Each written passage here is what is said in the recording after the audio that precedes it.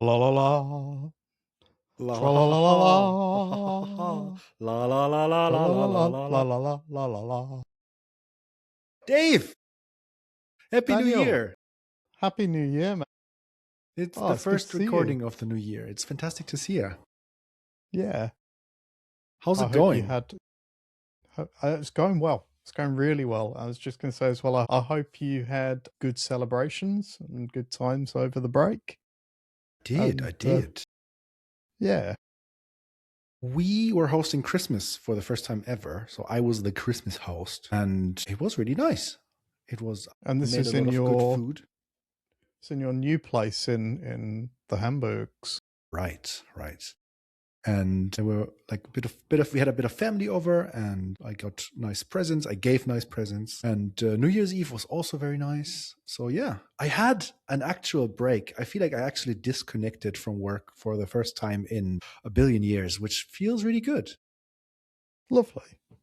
That's Also, we awesome. haven't recorded for ages, so Yeah, I there's also that kind of felt too. disconnected from you. So I'm back. I'm happy No, to be reconnected here. likewise, but I think it's been good to have a good break. Like I had 3 weeks off from my day job because they kind of mandated it. I Hmm. work in the NZ side of the company, and there's a mandatory shutdown for 2 weeks anyway across the whole company. And the NZ side said, "Hey, we've got too much annual leave on the books for people. So those who've got it, could you please take another week?" And so I did because I was like, "Yeah, do you know what? That's a good chunk of time off." And I did relatively little. I had all these grand plans of how I was going to use my 3 weeks off. And then when it came down to it, I just needed to not. So I've read, I've played video games, I've done a few bits of DIY and gardening and that sort of stuff. But otherwise, like, I even managed to completely disengage from my side project dev for a good week in the middle of that, which is like unheard of for me. So yeah, properly got in the disconnected zone. But then it's nice to reconnect as well. That's the other thing. It sort of got to like the end of week 3, and I was like, don't want to say I'm bored, but I am excited to get back to like regular life, which was a nice feeling to have. Yes, it's been a good time. Fantastic. Yeah. And Yeah. of course, I was at Chaos Communication Congress between You Christmas and New did. Year's. Yeah, I'm that going to looked tell you all about it crazy. later. Okay. But first, I need to introduce the show because, hey, welcome to Waiting for Review, a show about the majestic indie developer lifestyle. Join your scintillating hosts to hear about a tiny slice of their thrilling lives. I'm Daniel, a very blue honor spren, and I'm here with Dave, who is my windrunner. Join us while waiting for review. Here we are. I want to try something specifically with the podcast. I would like to try for us to have like sections that we do like most every week, and just so we have like we don't forget anything, like because we have so many awesome things to talk about, and like sometimes we forget the different things. So here's my suggestion for the sections of our podcast. Of course, this is subject to change. It's easy. You just like put in a change request. I will have a look within like 4 to 8 weeks, and then like we'll start Say an no. approval process, which takes a few months. But yeah, it's easy. It's easy. It's just like a few All right. triplicates and whatever. So first, I'm going to I raise would a like to ticket about the start. process. First section is good thing of the week, where I would like us to share one thing that in the last or since the last recording that brought us joy. Like might be a tiny thing, might be a book, a video game, anything really. So we get off to a positive start. I think I've got one. I think I've got several actually, thanks to time off. But can I only have one, or can I get away with a cheeky two good thing? But how about you get one primary thing and then you can like sneak in a bonus fun thing? Yeah, that works. Okay, so I've got it. Primary thing, one good thing. I built a gaming PC, Ooh. and it's brought me joy because I have been reunited with my Steam collection. And I added a PS5 controller to the mix, and that's actually been really, really fun. So it's brought me a lot of joy. I played a game called Res Infinite.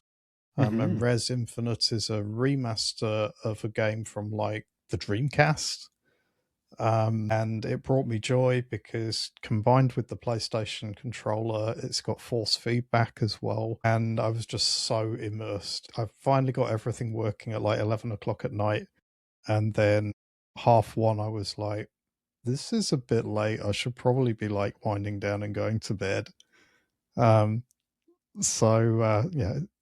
thanks to not having any other commitments and being off work. So, yeah, that's brought me a lot of joy. Not just Res, like loads of other games as well. I've been having a play around a few things. One of which is completely different. I've been playing the 2016 version of Doom. And, of course you did of play course. Doom. So you already answered the question, does it play Doom? Or does it run Doom? Yes, it plays all the Dooms.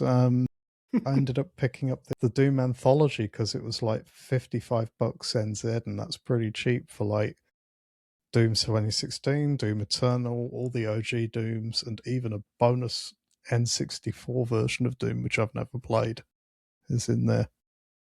So, yeah, that's me. That's been my primary thing. Before you go into your bonus thing, I'm being reminded because we said like it plays all the Dooms.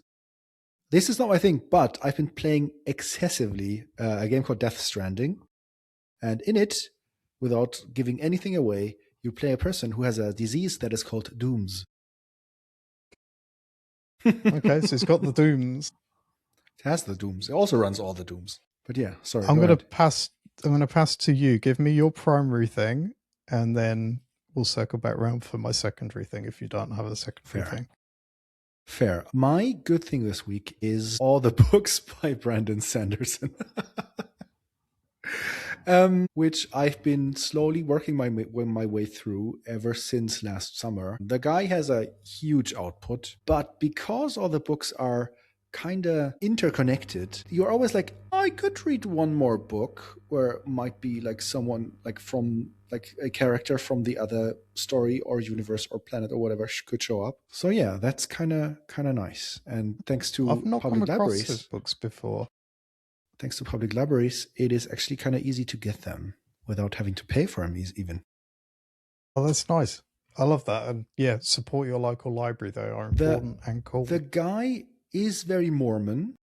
He has, it seems like he like I don't know. Let's say love interests are not his forte, but everything from medieval fantasy to incredibly intricate magic systems that really are really well thought out, to very fun space battles is in there and somehow interconnected, and that's just fun. That sounds crazy, but great. Can you tell me what his name was again? Because that has skipped my brain. Brandon Sanderson. Okay. Brando cool. Sendo. If you ever want to read it, like one book where you can start it is Mistborn, which is just a good starting point. It's not too long. It's very fun. Okay. Has lots of battles that kind of look like anime style in my head. So yeah, that's my good thing. Awesome. Bonus good thing. Mm-hmm. I'm holding it up to the camera. You will have to describe it. That is tiny and very cute. It is an incredibly tiny camera. Okay, an analog camera. Looks like a Kodak or something. And it's on a keyring. So it's about the size of a large thumb. But it has a display, so it's a digital camera even. That's right. Oh my God, that's awesome. That is awesome. It's teeny tiny, and it has a little SD card, obviously, in there. Aww. And it takes early 2000s style photos because of the tiny megapixels on the camera. Mm-hmm. It's point and click, and it's got a keyring, so it can just go on my bag. Is it even megapixels or is it kilopixels? I haven't even dared to ask. Yeah, but it's been a good thing because the process of then loading photos off it on an SD card sort of feels nice and old school in some ways. And yeah, like I say, the photos that come out, they look old school, and it makes me feel old to describe it as old school, but they've got that sort of like early 2000s vibe. And I love it. It's funny to have one extreme to the other. You know, I've got my iPhone 17 Pro, and it's got all the cameras, and you know, typically takes a good photo just by pointing and clicking. And then I can take a photo with that, and it's like, whoa, that came out bad. Yeah. I love it though. You have to post some pictures on the. I will do. I can post you a video, Daniel, because at your behest, It does video. I finally posted. It does video. It does terrible video. Maybe I can post some of that. But yeah, I made a TikTok, which I'll link up. Right. Yeah. Because of the homework. Yes, because of the homework that you sent me, and I will keep on doing my homework and putting these videos out to TikTok, because it does show people what my app does. I am very hard to fight the urge to call you a good boy right now. I'm just thankful you're in Germany and you cannot pat me on the head when you say that. But yeah, fantastic, because that also leads me to the second section, because as the second section of each episode, I would like to go to chores. Okay. Which you already started talking about. Your chore, your homework, I don't know. Maybe I should name this chores and homework, I don't know. Was to post at least 4 videos on TikTok. And the stipulation was, it doesn't matter what's in them, but it has to have a, I don't know, what would I say, like an energetic background music. Yep. Like basically just pick one of the trending TikTok sounds and like make it like so that it's like sounds awesome. And you did at least one. I posted one. So I saw it. But yeah, it's a good start. Is that an F on my homework, or is that a good start? It's a good start, and we just have to like keep doing that. Except if you hate it, of course. Like if you hate it, then of course it's not for you. But my hope is that like just by me encouraging you to half-ass it, it will like go like the block will kind of go away, and you will enjoy posting onto the TikToks. Well, you've identified a thing there, Daniel, because I've definitely had a bit of like, what is it? It's not writer's block, is it? It's vlogger's block or whatever you want to call it. But like vlogger's block sounds Swedish. Yeah, it does a bit. No, I was posting quite regularly to these things, and then I dropped off somewhere in September. I know what happened. I started building VXKit, and I was not in that zone. And then, yeah, had a bunch of other life stuff going on sort of late October through to Christmas pretty much. And I just lost the energy for it. So, yeah, but again, that nice reset break, I suddenly found the energy for it. And it was actually the tiny camera. That is the link back to earlier, if anybody was wondering where I was going with that, is I took some photos on it. I made a little like stop motion animation that works really well as a kind of funky video loop in GoVJ. And then as I was playing in GoVJ, I was like, what would Daniel say right now? And so, yeah, inspiration took me. I made a post, had some good feedback on it, people liking it and all the rest of it. And it felt good. So. Can you hear me? I can hear you. You sound slightly robotic. Right. I made an oopsie. I opened a separate browser tab and I looked up the video. Yeah. And it played sound, and apparently it became my sound system. But I brought the link, so I'm pasting it into the show notes right now. And I also saw it, and I realized yes, I'd seen it just yesterday or the day before, and I also messaged you like, yes, because this is awesome. It's the tiny camera. I didn't recognize it as the tiny camera in that. It's like recorded in, I want to say, very low frame rate, but that fits very well with the aesthetic. And then it has a driving beat, which is fantastic. So, yes, good on you. You got an A, but you need to do 3 more. Okay, 3 more. And obviously we were aiming for December, but it just wasn't going to happen with, like I say, other stuff going on, I guess. So that means I've got at least a couple more weeks. So let's see. Let's see what I can do before the end of this month. Sure, but I encourage you very much to half-ass it. That's fine. I can half-ass most things. Or even quarter-ass it, like quantity over quality, which is like at least for me that's sometimes hard. I'll see what I can do. You should have chores, but I didn't. I'm not sure that you. I can't remember what chore I gave you, if I gave you a chore. So, and I'm now racking my brain, desperately trying to think of something. So, yeah. So you identified something that I needed to get off my ass with. There's that reference again, and at least half-ass it. What's something going on in TelemetryDeck or life that you are currently not assing at all that you probably should do? Like, I think currently I'm assing pretty well, but okay. I think there's 2 areas in my life where I'm not assing enough, which is on the one hand also the TikToking. Yep. And on the other hand, the sports, the gym, the exercise, which right now I'm doing, but I will need to keep that up until spring is coming, because then I can ride my bike outside again. And what I really want to do is start the spring with like above zero, just physical condition. Like I want to be able to hop on my bike in March or April and feel like, oh yeah, like I'm not starting from zero right now. I'm starting from, I don't know, 30% or whatever. Because if I do that, then there's a realistic chance that this year I'm going to be able to finally cross the Alps, which is something that I've wanted to do for a while. Okay. And I would really like to get back to that. So the chore, I think, or the homework, I think, is just like to keep on sitting on an exercise bike at least twice, no, let's say 3 times even a week. So I'm going to combine the chore here for you, and I want to see if this fits, because you can always refuse the chore, like that thing we always have to have a get out there. Like if it's just not going to work, that's fine. But you mentioned you don't do the chore, you got to drink.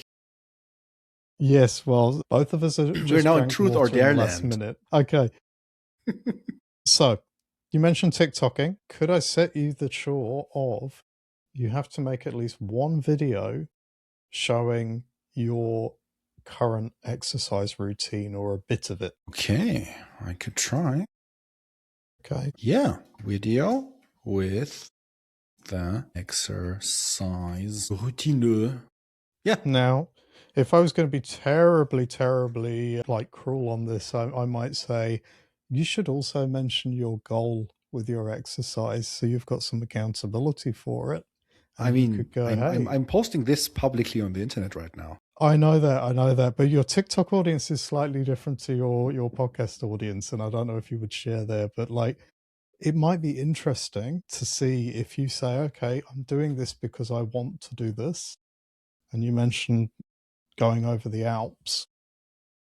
That's quite a goal, and that's kind of cool. Quite a goal. So the stretch goal in the homework is, do you want to tie this together, and is there some motivation in there then for you to stick to it and do it?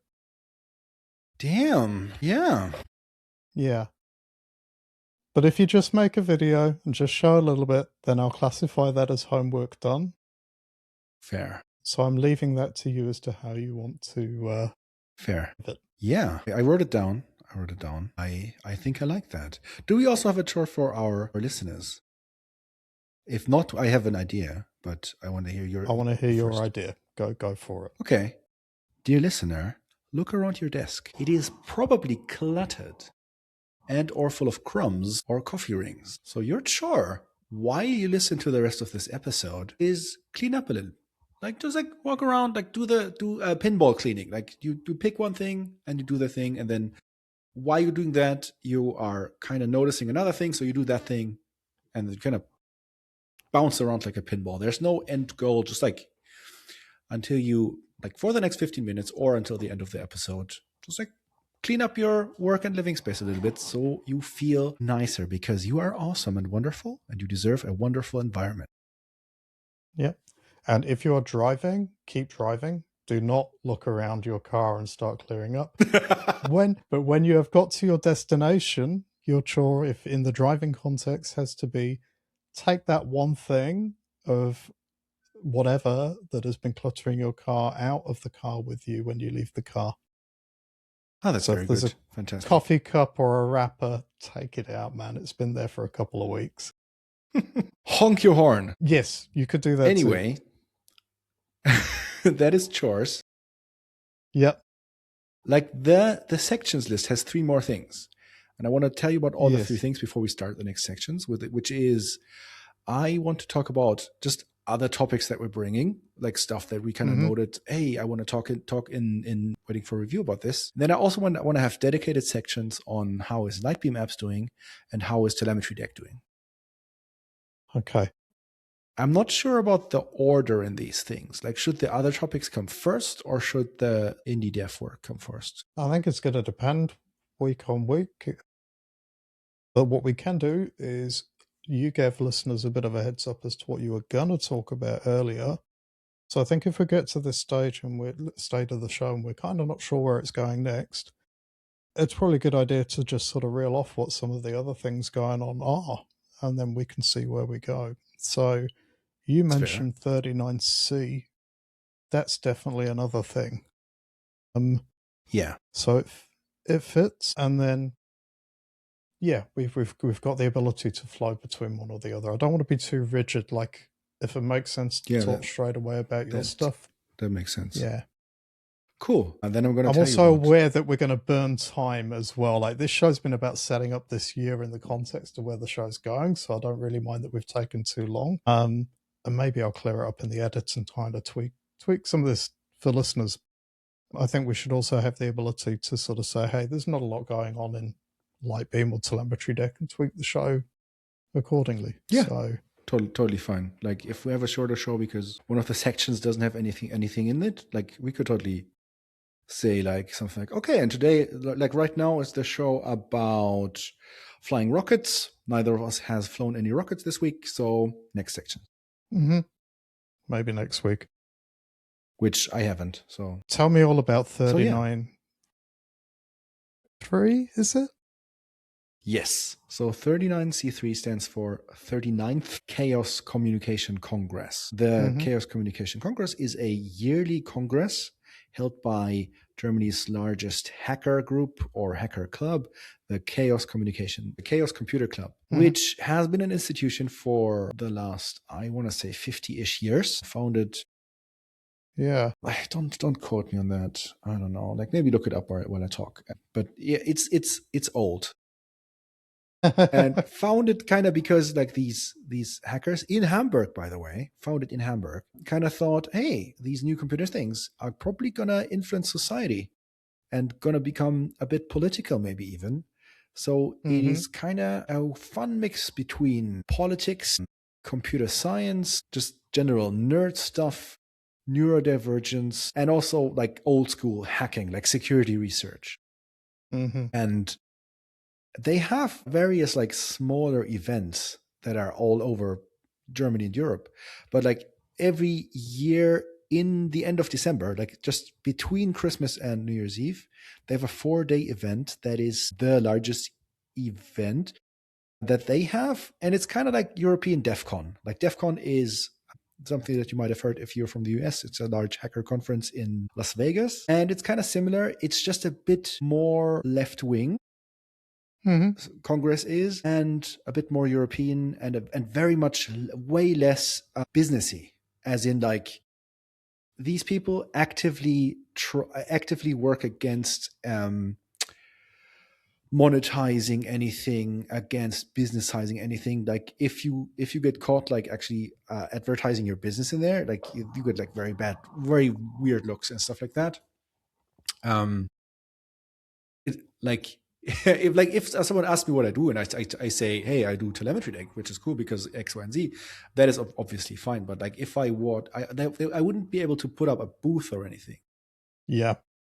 Whereas you can put up booths with lots of weird art stuff or fun computer stuff. Like they have like it's very like also it has large floor spaces. So you can have a booth with, for example, your fun AI experiment, where it is just a self-made box with a microphone in it and a thermal printer, like one of those like tiny printers that has like a receipt or something. And whenever the thing hears you saying a curse word, it will give you one of a violation ticket. Oh, that's wicked. I was just looking at that. It looks like a receipt and says you are fined 1 credit for a violation of the verbal morality statute. And the violation is, I can't read that properly because there's a letter in there I don't recognize. Yes, I said the word Scheiße, which means shit in German. It will also fine you for the word cyber, which is very fun. There's also an exhibit where there's a screen and a scanner, and the screen tells you, like, paint me an image or like draw a picture of something XYZ, and then it will scan it in, and then it will be like, oh, but change this. And then it will scan it in again. It will be like, oh, no, make it more realistic. And it's kind of like reversing the relationship between image generators and humans. Stuff like that. That's great. Yeah. There's also talks, of course, like lots of German or Europe-specific talks, but also like computer science research talks. There's security research talks, of course. Like some of the biggest hacks each year get kind of revealed on that stage. There is parties. There was a choir. There's art installations. There's, I don't know, like it's ADHD paradise. Yeah, it's fantastic. It's chaos. It is absolute chaos, but it's also very like inclusive chaos. Like they take great care to try and work towards inclusivity so that like people are welcome there regardless of gender, age, race, sexual orientation, whatever. And it seems like every year this gets better and better. Like they seem to really work on it. And it is visually very pleasing, everything. It is just very chaotic too. What they also have is live translation. So all the German talks get live translated into English. All the English talks get live translated into German. And all these talks That's also cool. get live translated into French and Spanish and have been for a few years now as well.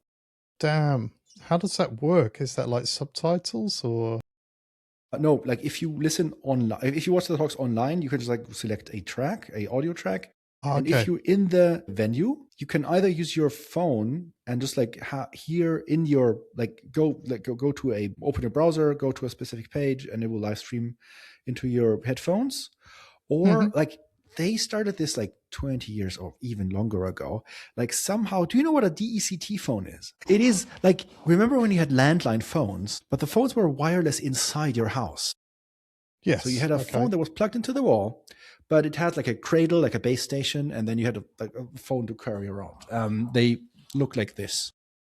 I'm holding up a Siemens Gigaset AS28H, which it says on the back. That looks old school, actually. It is very old school. Okay. And they have like traditionally at these events, they have a network for these kinds of phones. So if you have one of those phones, which are $20 on like anywhere, you can bring it and register it and have a phone number, like a 4-letter phone number. Like during the event, I even changed my Mastodon username or my Mastodon display name to the phone number. It was 9551, which has been traditionally my phone number for these events for a while now. And so you can be reached using those phones, but also you can, if you have such a phone, you can also call a specific number and then listen to the audio track, the translated audio track on the phone, on the actually push it against your ear. That's so cool.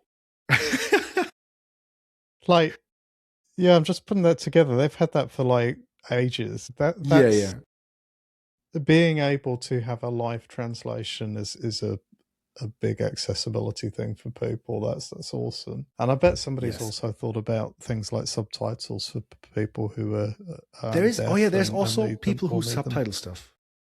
Like Yeah. there's also live subtitles, but there's not live subtitle translation. Okay. I think not, no. Because the translation team is like a team of volunteers who do the translation, and the subtitles team is a team of volunteers who do the subtitles, and Yep. they don't really interface.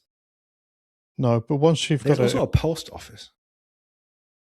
you've got it in one language, you could potentially run it through something else though for subs to translate that. Yeah, you could also do like voice recognition, I guess. Yeah. All these are on, like all the talks are publicly available on the website of the event, but they're also mirrored to YouTube, and at least YouTube will then have subtitles because they auto-generate them. But yeah, that might be a fun little exercise, trying to actually have subtitles for the different languages as well. Yeah. I love that. Yeah, I mean, my wife is deaf and she has hearing aids and everything, but yeah, subtitles are a big part of our life. So whenever I think about any event, I'm like, how is this being made accessible? And Yeah, I know that in the last few years, there's been a big push for accessibility for deaf and hard of hearing people, but also blind people. So, for example, there's this thing called C3 Tactile, which is an effort to have like tactile maps everywhere. So everywhere there's a map of the building and directions to this is here and this is here. Here's the bar that sells alcohol-free cocktails, and here's the bar that sells champagne for way too cheap, by the way. These are kind of 3D printed in a way that blind people will be able to feel their way around the map, which is kind of that's cool. yes. Daniel, I am sure that you could share lots and lots about this event, but let me share two more things before we move on. Two more things is good. So yeah, give me your primary thing, then your secondary thing. The primary thing is they also have a post office. Like they produce volunteers. Like everything in there is like absolutely anarchic in the original sense of the word. So self-organized, and like volunteers do everything. And one of the things that the volunteers are somehow started doing is having a post office. So there's like literally hundreds of really cool self-designed postcards that you can just like have for you don't have to give them anything, but you can give them a donation. And then you can address these and send them out directly from the event. So I could send a postcard to someone, like put in their postal address, and it will get delivered. Like it will get rerouted through the normal post office system. But also I can just like put the nickname of someone on there and maybe a few hints where they usually hang out, and they will deliver it on the event. That's crazy. And so you will see things like people on stage where their location is, of course, known, suddenly getting postcards delivered. That is chaotic in the best way. I love that. Yes, it's also very cute. But I can imagine there's a fair few pranks you can play on people by postcarding them at specific points as well. Yeah, probably. Yeah. And final bonus thing, I was again part of the translation group. So if you listen to the videos, or if you watch the videos, then you will sometimes hear my voice in the German or English translation, which is kind of cool because I was reunited with my buddies from the translation group, and it was like so much fun, like sitting in the booth with them and live translating. And these people are incredibly smart and really good at translating. And it was just an absolute joy. Well, that's brilliant. That's really, really cool. So yeah. If you come across any particular video with your dulcet tones, Daniel, we need to link it up for people. I have like 20 tabs open right now with all the cool videos, and I think that's too much. But let me give you my top 3. Wait, this is definitely number 1. Yeah. This is Digital Independence Day is my number 3, which is a like famous German comedian, like trying to or proposing that we do a thing called a Digital Independence Day, where one day each month you try to switch from something American away, or from something centralized to something decentralized, or from something American to something European if you're European, or from something European to something New Zealandish maybe if you are from New Zealand. Then number 2 is the obligatory talk by Cory Doctorow, which is called A Yes, I Post-American saw and bits of that. Shittification Resistant Internet, which is very fun. And my personal favorite talk of this entire Congress was called The Heartbreak Machine, Nazis in the Echo Chamber, which I didn't know anything about. It's by someone called Martha Root. And Martha Root, you think, like, I have never heard this name before, because it is a pseudonym, of course. And the person who held this talk, I'm also going to link the video, wore a pink Power Ranger suit. So complete body covered with a pink Power Ranger mask and everything. And she discovered that while researching various right-wing dating platforms that are explicitly for white people trying to find white people to date with a very ultra right-wing leaning, let's say. Mm-hmm. While researching these and just trying to gain information on these, she found out they had various security holes. So she detailed these security holes and then deleted their entire database live on stage to thunderous applause. That's quite a thing. Yeah, obviously for avoiding doxing and remaining I can't even say it. What's the right word there? Pseudonymous? Right. I can understand the pink Power Ranger suit, but that must have been quite a thing. I've actually seen bits of these on Mastodon as people were posting about them, and I've seen Cory Doctorow's thing. He kind of posted a whole load of it as like a huge post on Mastodon. So I feel like I've almost been there adjacently through as the information's dripped through the internet. But it's awesome that you were actually there and part of it, Daniel. That's super cool. Yeah, it was pretty fun. Yeah, I had so much fun just hanging out.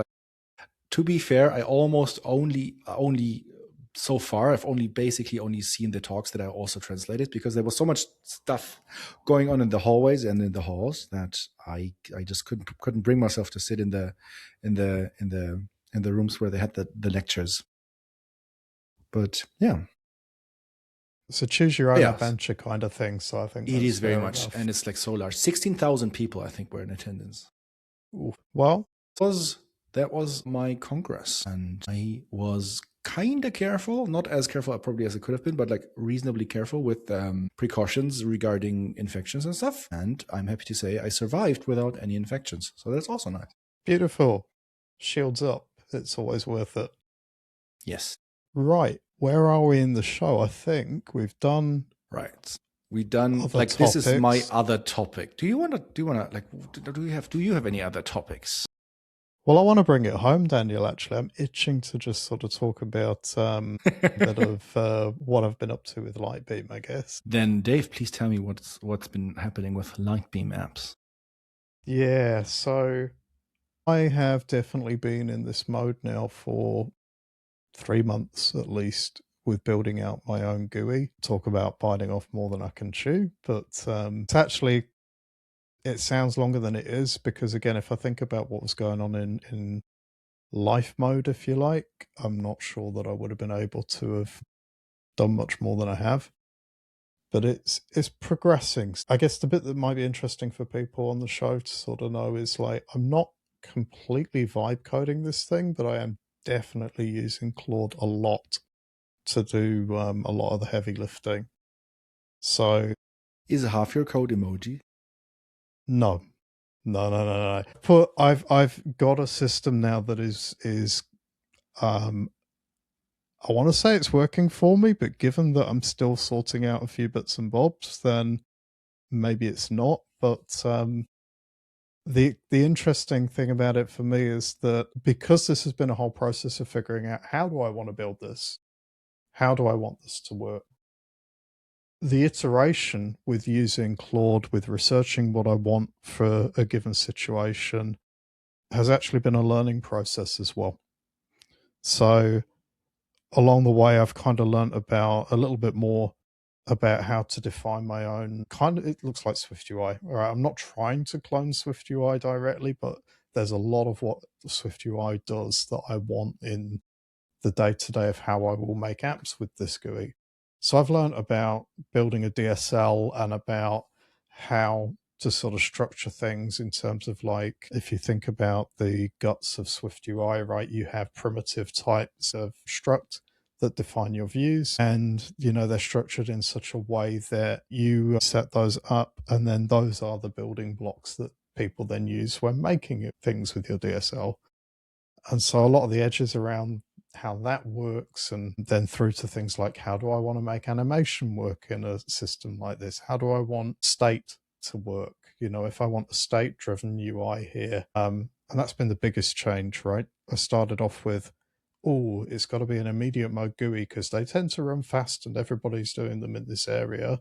And what I've found as I've been going along is to keep making that work and be performant with the type of things I'm going to be making, I've had to break ways with it being everything executed every frame, of course, and I'm then into caching things when you've rendered them and pulling things out of that cache properly and performantly.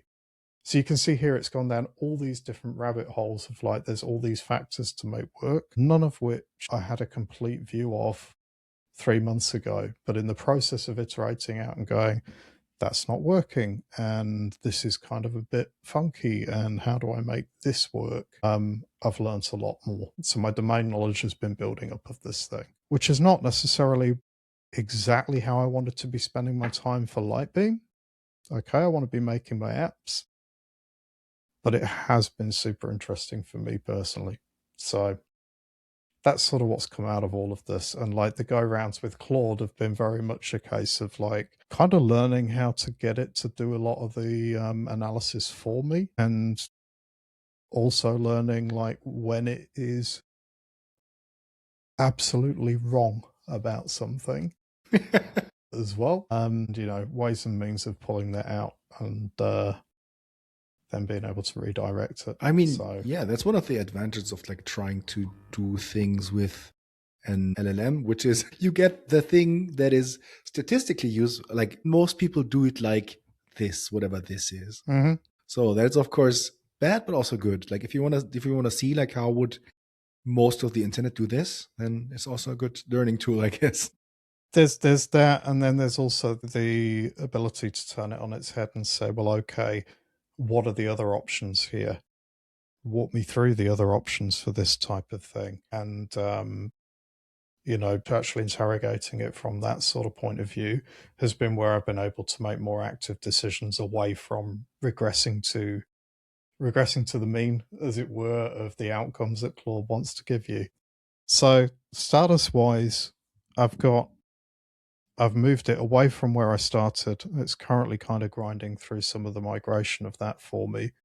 As we speak, actually, I've got it on my other monitor, and it's just sort of executing this big plan for me. And once I'm on the other side of this, and bear in mind, this is changing how the rendering's working so that I get performance improvements, all of the app code that I've got against it doesn't change. It's just changing the library underneath.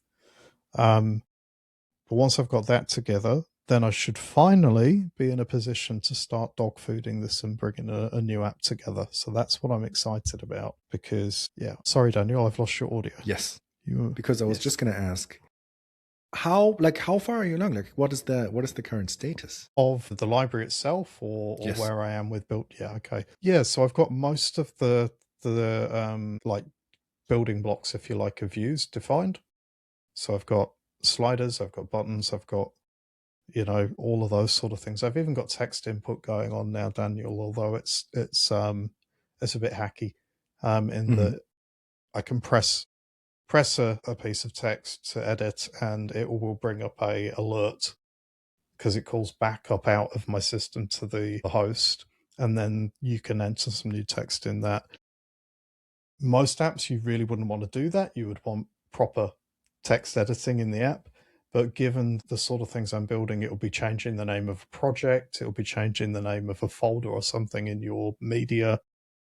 It's going to be good enough for now until I want to go more complicated.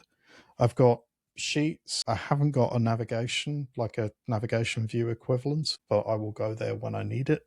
That's the other thing, is I'm sort of building stuff as I go. I've got lists, and that's been the big thing about making things performant, because obviously when you have a lot of things in lists, things get hairy. Oh, you need to reuse list cells. Well, or have a system that caches otherwise, which is kind of what I've gone for. And then it does have some pagination where it's looking ahead and it's reading what the next things are before you get there to try and make sure that that's working well. So the building blocks are kind of there. Animations has been pretty involved to get working and to get it working nicely, especially when you animate things and you want other things to then change size. You know, we're used to that in Swift UI. You can animate something and it will push content up or down and move things around accordingly because the new size affects the other content. So I've been deep in these edges of all of it. But soon, I think that's probably a sort of another chore, if you like, is that I need to stop building the Lego and I need to start using the Lego. Oh, yeah. So, especially if you spend too much time building the Lego, then at the end you will find out that 90% of the stuff you built is not being used, and that's kind of a bummer. Yeah, that's another reason that sort of drew this line last week, which was, okay, this is the last big thing that I want to be doing, is actually changing how state is diffing and driving the UI instead of having everything executing every frame. Because I knew that was going to be critical. I had to go there at some point. I was hoping that I could sort of actually make that like version 2 after I've got an app together and I'm using it, because I was like, yes, it's important to be performant, but actually if I can get away with it and play with an app, it will do what you're saying. It'll inform things better. But no, I'm doing that. And then that's the line. It's like, okay, we've now got good smooth FPS across most things as it is here. No more features, no more extra bits of DSL or whatever. Start making an app with what you've got. That will then show me what I need at that point. So, yeah. Awesome. And I know what the new app is going to be as well. So that's a good start, but I do need to sit down and start designing it. So, are you like, are you going to share it on the show, or is it like going to be a secret, or are you going to share it later, but not today? I will share wireframes or draft designs either next show or the show after, depending on where I get to. But I can tell you very quickly, because I do want to pass the mic back and ask you how you're doing and what's going on your side. But the idea of the app is it will be a audio visualizer. So staying within my audio reactive video kind of app world. It will, version 1, I'm going to lift the audio analysis code out of GoVJ, plug that in, and then I'm going to have it drive shaders in the app. Nice. So, and then that will give kind of like a bit of a take on trying to do, if you remember Winamp's milk drop visuals.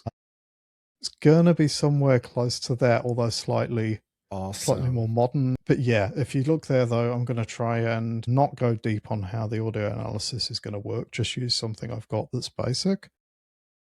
Pull together some nice shaders. That's probably going to be the biggest bit of the work. And then from there, it's a case of, well, okay, how do I really nail the UI for this thing and make it nice to use for people? But when it runs, it will throw that output onto the external screen, because that's what I'm all about, is making tools that do that. So, yeah, that's it. And I think I'm going to call it Photon. Ooh, fits with the light beam theme. It's nice and science fiction-y. It's very light. I like it. Yes. I love it. Photon. Which was the original name for this library before I looked and went, I need something that abbreviates with prefixes better for my views. So, yes. Your prefixes would all often been PH, so it would be like... Flist. Yeah. Flist. I'm looking now. I've got VX list on the screen, and at least I can sort of look at that and kind of ignore it. Yeah. But yeah, I mean, I did that as well so that, got to make my faps. Anyway, apps. That was. How is TelemetryDeck? I'm going to pivot right away from my stuff and ask you how you're doing. How is TelemetryDeck? Oh TelemetryDeck is in another growth phase, which is awesome, but also somehow it seems like I've hit another one of those, hey, this works awesome and everything is performant, until you've reached another order of magnitude and then kind of things are falling apart. And I have kind of hit another one of those. But at least I have architecture that very much is able to deal with it. So what's happening is a few larger customers are coming on, or have come on. And at the same time, finally, like the last stragglers of people who weren't switched to the namespaces feature yet have now switched to the namespace feature. So now, like, my servers are just having a lot of like offline or asynchronous processing to do. So just like the last few days, this is like just like booted up like 4 more servers, and these have like 64 cores and like, I don't know, 256 gigs of RAM. Like these are beefy machines. Wait, no, there are like, actually I switched, like, because I have all Xeons and the new machines are actually AMD Threadrippers, so they have like, I don't know, 48 cores or some unusual number. But yeah. It's fun. So yeah, that kind of helps with that. You can't tell me about things like this. I'm just sitting there and I'm like, I want one, but I want it on my desk. You know? But that is the thing. If I just click them, if I just buy them on Hetzner's server auction, not a sponsor, Hetzner call us, they're like $70 a month, which is very reasonable for this kind of performance. Yeah, okay, that's a lot less than I would have necessarily thought. And but I think cool. So things are actually order a few more later today because I can. My armada. So yeah.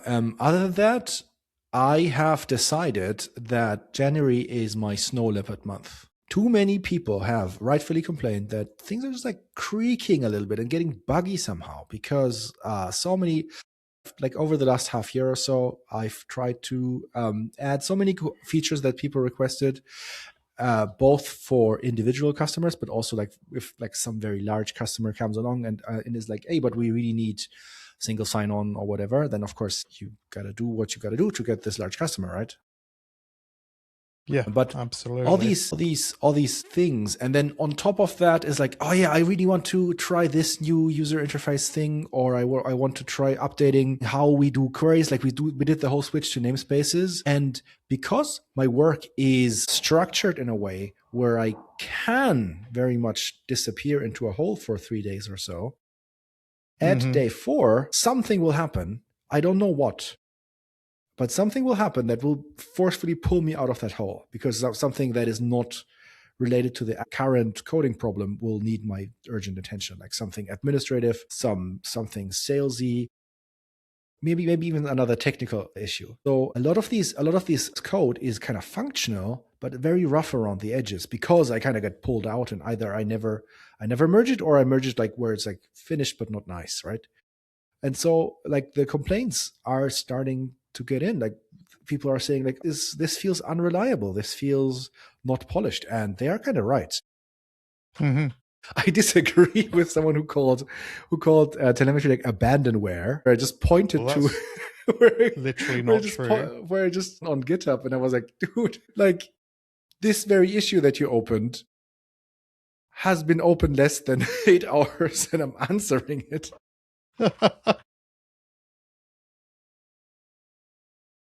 So I wouldn't go that, but I very much agree that the technical debt has piled up a little bit, and so for January, all I want to do, like it won't work, of course, because I already have another administrative project that needs a lot of my time. But for the technical time, I want to spend just answering fan mail in our support inbox. I want to answer support email, and I want to work on all the little bugs and paper cuts tickets that have piled up. So I have centralized all these bugs and paper cuts in a public repository where people can post new ones, but also can see what is happening and also see if something is already a known issue. I have updated our monitoring system, so if anything is actually going wrong with the servers, people will see in the user interface directly without having to go to the status page. And like starting last week, I have tried and close at least one of those issues on the list of bugs and paper cuts per day. And so far, I'm actually kind of good. Like actually today, I closed 7. Nice. They were very tiny. They were very tiny though, but but still. I am not going to be able to finish all of those in January. Like there's like 600 open tickets, but I'm hoping to just raise the quality a little bit and be a bit, Well, it's understandable, right? In terms of like you say, you've had this the big growth moments and everything that sort of pulls in one direction, and it's a whole system. So that means that your time is getting split. And now coming back and swinging around and sort of weed whacking this stuff, and trimming things to where they need to be. I think it's a great use of time. Like, I think if this fits with everything else going on for you, then, it's only going to add to the quality to what people are getting. I love the approach though, like trying to get through at least one of these a day. 7's a good high score. Yeah. So, no, good on you, Daniel. I mean, there is only one of you. I know you've got a team, but a lot of this stuff it goes to you, right? So, right. But yeah, I love my team. Like, for example, I so much love that I don't have to really think about any of the SDKs these days, because the SDKs are all taken care of by our friend Konstantin, who is a fantastic developer on many languages and platforms. And so that is just something that I can let slip out of my sight, like without having to worry about it. So that's really awesome. But yeah, on the core API stuff, I changed a lot of things, like how like data is being moved around, like how calculations work and how they are queued and stuff like that. And so of course that will bring some edge cases, and now it's time to remove those. I've started doing a thing, taught. So I think, still a bit more skeptical about like code LLMs than you are. Maybe, I don't know. I don't know about that, because although I've been using it pretty hard out on VXKit, I do have a limit. It's not touched my main Go VJ code yet. Yeah. Okay, maybe that is like throwing short shade on you that you don't deserve. Anyway, one thing that I always wanted but never been able to achieve is there's a thing called Playwright, and it is a tool to programmatically interact with websites and is used for testing. And I think I told you this last time we talked. Anyway, I'm still using the workflow where I taught Claude Code how to test the development server. And so I can give it just like a test plan. And even if I change the user interface, it will usually find a way to click through everything and verify that everything still works, which helps me a lot, like discovering bugs before they go live, which is really cool. That's a great use of it. And that's the thing. Like, yeah, I'm pretty, I guess, for code LLM flexible these days, in terms of like, I want to see where they're useful, I want to see where they're not, and then when they are useful and that outweighs, another constraint, be it time, cost, or whatever, then I'm flexible about that. But yeah, there's a limit, and the big constraint that doesn't get talked about enough by sort of the vibe coding bros is quality, and have I reached a level of quality with VXKit through this method that I'm happy with? The answer is no, not yet. Do I have a big task of cleaning up or double checking stuff ahead of me if I want to really go with this? Yeah, probably.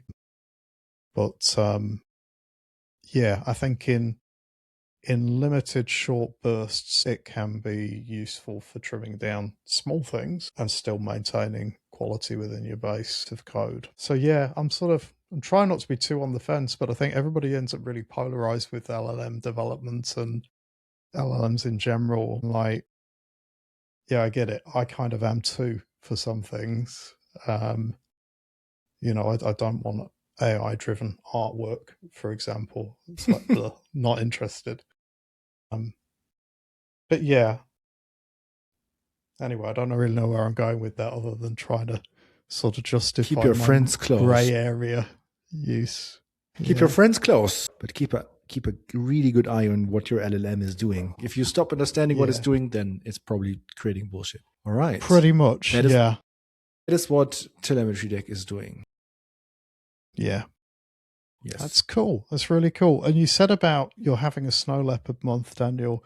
I kind of wish you had a snow leopard onesie to be wearing while you're in snow leopard mode. I will do that if 100 people subscribe to our Patreon.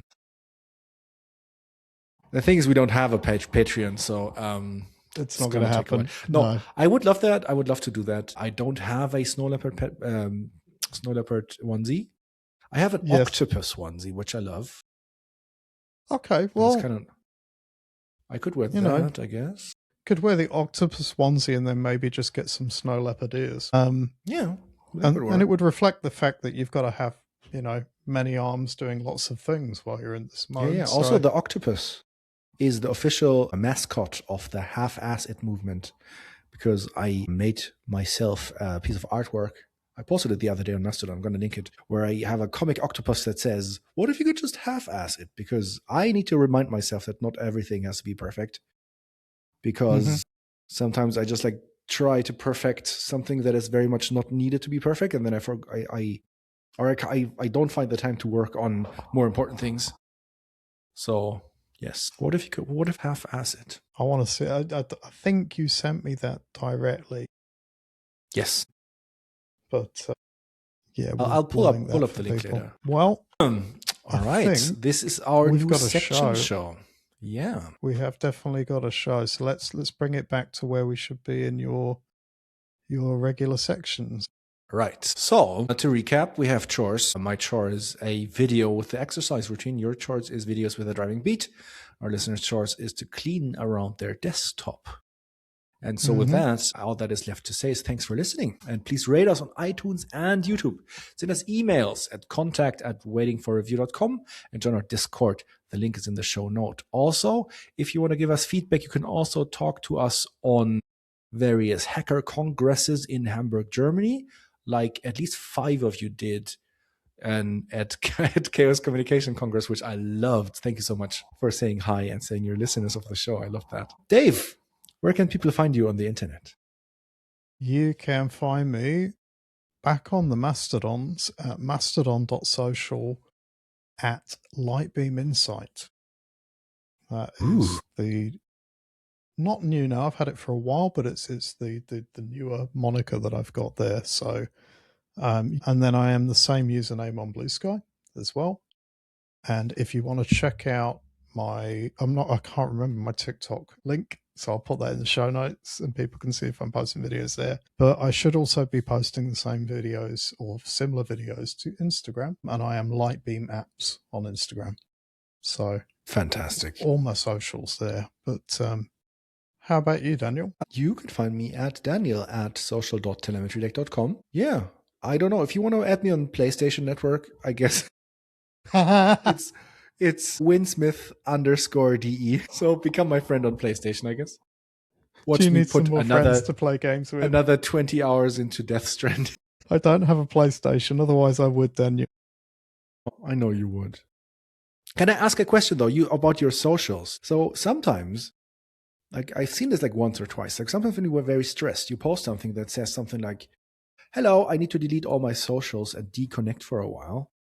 Yes. When you say that, does that mean you're deleting the accounts, or does it mean you're deleting the apps? Because I've been reading it as you're deleting the accounts, and I'm like, oh, but when you come back, I need to refollow you everywhere. Oh, that's so inconvenient. I communicated poorly. I wasn't necessarily stressed when I posted that the other week. That was me signing off for Christmas. But when I have referred to it like that, I've been deleting the apps off my phone. It's been yeah. Okay. And I guess the slight bit of stress there is that awareness of I'm not being present in my day-to-day life, so this is going to get deleted. But no, I'm not really in the habit of just clearing all of my social media accounts out to dead these days. I might have done that a while ago to just reset things, but I'm actually quite happy with just removing the apps and then coming back to them. Yeah, no, there's not deletion and new accounts being created right now, Daniel. Okay, cool. Good to know. Yeah. Thanks for clearing that up. That's all right. I should have been clearer, but Yeah, I'm not about to completely delete and start again, because honestly, I found like it doesn't really matter what the social media platform is when I'm not feeling it. I just need to remove the app or ignore it and move on. Like, and then eventually I'll be like, oh no, I want to go back and check it out. And so yeah, the app comes back, and then and catch up with what everybody's been doing, which has been really lovely actually. So Yeah, I get that. I get that. I think I do similar things sometimes where I have like these modes, these focus modes, and like I have one that is just like none of the social media comes through. I just never mhm. thought of announcing that on the social media because I'm like, if I'm not posting, like I'm not posting. Like I'll be back, you know? Yeah, no, I should probably just not. But I think at that point I'd had a few conversations, and I kind of wanted to make sure that it was like obvious I wasn't there. Fair. But yeah, and then maybe one day I keep thinking I should use one of my test phones to just be the social media phone, and then just not run the apps on my regular phone.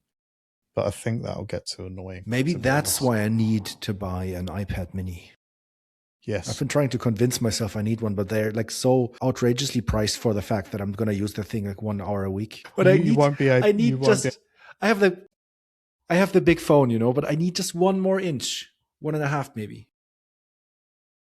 There's a show title there. Right. I think we are done, Daniel. So we Yeah. have gone. We've already closed out. So let's say goodbye to everybody and let them Yes. go, because this has been a long Have a one. great day, Dave. It's been All fun right. though. Take care, See mate. ya.